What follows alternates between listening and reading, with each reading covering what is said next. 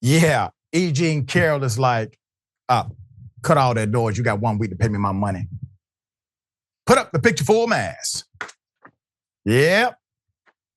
Per Forbes, former President Donald Trump is scrambling to cover millions in legal fines that could start next week.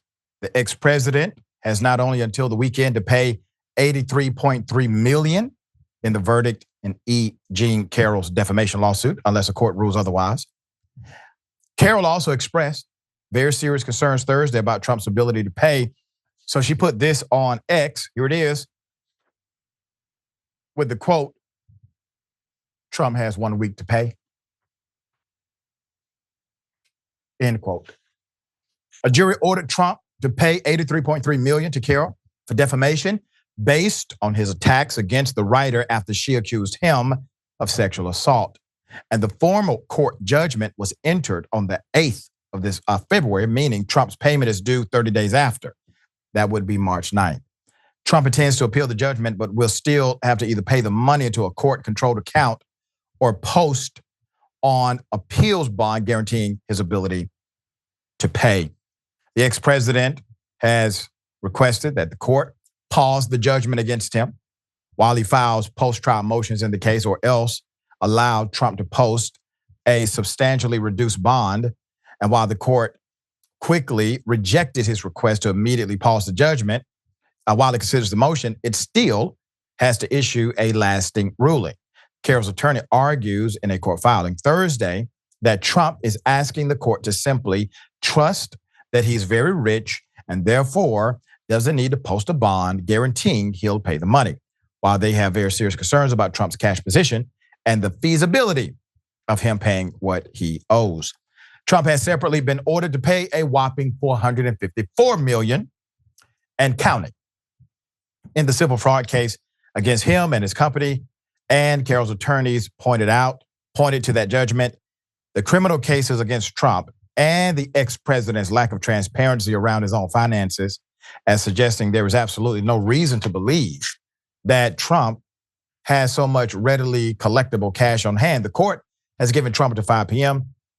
Saturday to respond to this filing, and a ruling on whether Trump has to pay the judgment immediately could come soon after, as Trump has asked the court to rule by March 4th. There's more. Trump's filing, asking to pause the monetary judgment. I simply ask the court to trust me, and offers in the case with an $83.3 million judgment against him, the court filing equivalent of a paper napkin signed by the least trustworthy of borrowers. Carroll's attorneys wrote, Trump's attorney argued there is no cognizable risk of Trump not paying the judgment against him, noting Carroll has previously conceded that President Trump's resources suffice to satisfy the judgment. Well, we're not talking about resources, we're talking about character. And this is another element that must be spoken about. The reason why Donald Trump wants his cronies to take over the RNC is because he wants the RNC to pay for his legal expenses. All right, this is another move based on his personal needs and desires. Having argued to the jury that President Trump has great financial resources, plaintiff is in no position to contradict herself now and contend that she requires the protection of a bond during the brief period while post-trial motions are pending. Once again, my argument would have been about his character, all right? Not his assets, because there is somewhat of a contradiction there. Let me give you Forbes' valuation of his money. Forbes estimates net worth of Trump at $2.6 billion. That's up September, okay? That includes about $400 million in cash and liquid assets. That's enough to cover the judgment alone, but not his total legal fines when you calculate everything together, including the fraud case. So how will Trump pay? It remains to be seen, according to Forbes, how Trump will cover the legal fines he owes, which total some $540 million and counting. Between his fraud fine, the $83.3 million, and a separate $5 million judgment from Carroll's first trial against Trump, which has already been deposited into a court-controlled account. While Trump doesn't have enough cash on hand to cover the cost, he does have multiple options, including he can borrow money against his own assets that he owns. He can seek help from wealthy friends. He can borrow from a financial institution willing to give him the money, which is now easy after the New York Appeals Court paused the penalty in his fraud judgment that barred Trump from seeking loans in the New York registered institutions. He could also put up some of his real estate assets. His attorney suggested in a filing in the fraud case, while the Carroll payment is coming due in a matter of days, the ex-president has a bit more time to put up the fraud ruling cash, as the New York Attorney General's office, which brought the case, is not expected to start enforcing the judgment unless he has not paid by March 25th.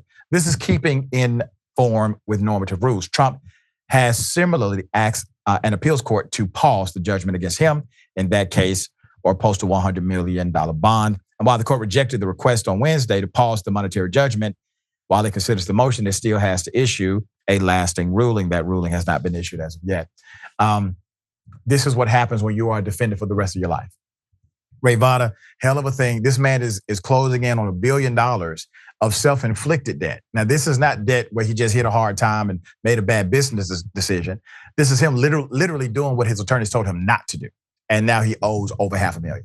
Yeah, absolutely. And speaking of things his attorneys told him not to do, he continues to defame E. Jean Carroll, and her attorneys have been very clear that they, with her, in consultation with her, intend to pursue further action if she gives them the green light over this continued defamation. I just want to remind everybody that the penalties in the defamation case were so high, not necessarily because they believed that she had suffered $85 million worth of damage, but so much of those damages awarded were punitive damages meant to punish him because of his egregious acts and his high likelihood of continuing to defame her, which again, he's doing right now. He's doing on social media. He thinks he's smart. He won't say her name, but any person who's gone to law school or just has a general idea of defamation law can tell you it doesn't matter if he doesn't say her name, as long as it's easily understood that he's referring to her. So,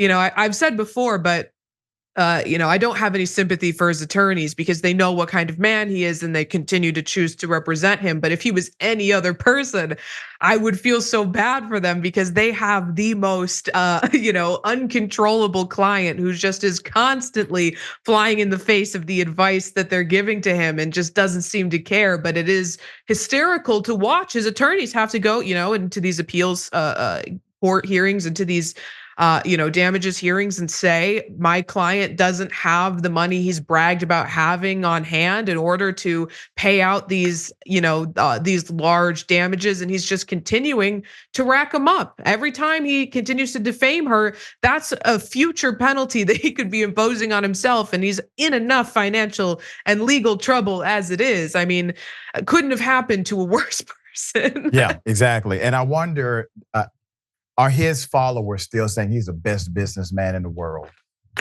Yeah,